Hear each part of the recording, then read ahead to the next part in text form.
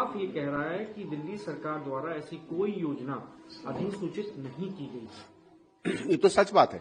जब इन्होंने कहा था करीबन महीने भर 15-20 दिन पहले कि 1000 रुपया प्रति माह भेजेंगे, तब भी हमने इस पे सवाल उठाए थे और हमने ये भी कहा था कि आपकी पंजाब में सरकार रही है, आपका वायदा रहा है चुनावी, आपको बहुत सीटें वहां मिली हैं, वहां तो 1 रुपया आज तक नहीं बटा।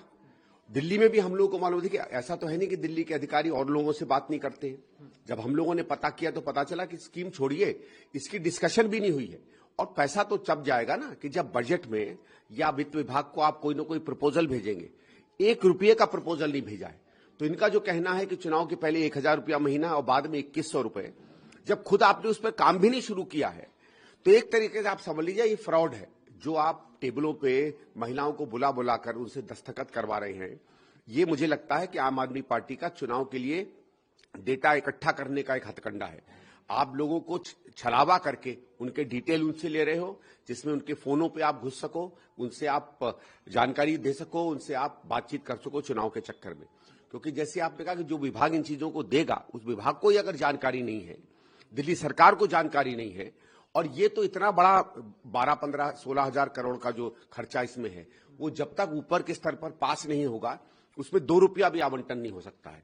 हम लोग जो बार बार कांग्रेस से कह रहे हैं कि ये एक तरीके से फ्रॉड रहा है, फर्जी मामला रहा है, झूठ है ये पूरी महिला योजना, ये बात सिद्ध हो जाती है।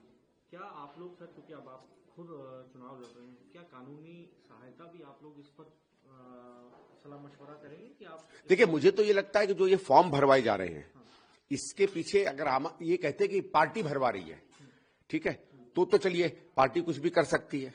लेकिन अगर आप उसके पीछे ये सहारा दे रहे हैं या ये एक मैसेज दे रहे हैं, संदेश दे रहे हैं कि ये सरकारी फॉर्म हम भर रहे हैं, तो 420 ही है। अब पता नहीं वो नया जो क्या आया है कानून में, उसमें 420 का क्या वो होगा, ये तो नहीं मालूम। जैसे हम लोग की भाषा में कहा जाता है, ये तो 420 ही है सीधे।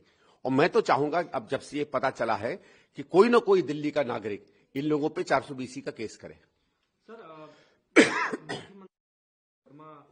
चलाकर या केस लगाकर ये सीएम आतिशी को गिरफ्तार करना चाहते हैं, क्योंकि ये हमारी घोषणाओं से घबराए हुए हैं और मैं 12 बजे इसका खुलासा करूंगा। वो ठीक है, ये पुराना इनका होता रोने धोने का। अभी आपने देखिए 2 दिन पहले, 1 दिन पहले इन्होंने मैसेज भेजा कि साहब मेरे कॉन्स्टिट्यूंसी में 1000 रुपया पैसा बट रहा है।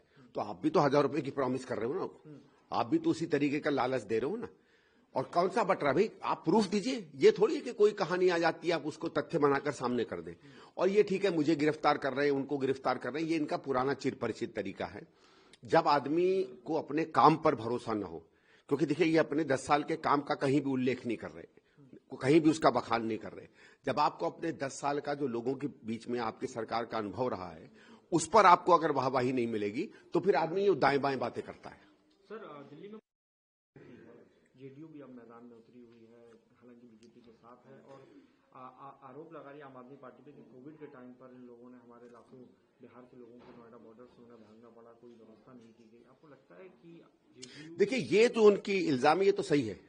जो दिल्ली सरकार ने कि जिस तरीके से हमारे जितने भी वो लोग थे जिनके घर बाहर थे, उसमें पूर्वांचल के थे, उत्तर प्रदेश के थे, मध्य प्रदेश के थे, राजस्थान के थे, दक्षिण भारत के थे, जिनका आपको ख्याल रखना चाहिए था, वो बिल्कुल ख्याल नहीं रखा। देखा होगा किस तरीके से इन्होंने जबरदस्ती में बसें डाल दी।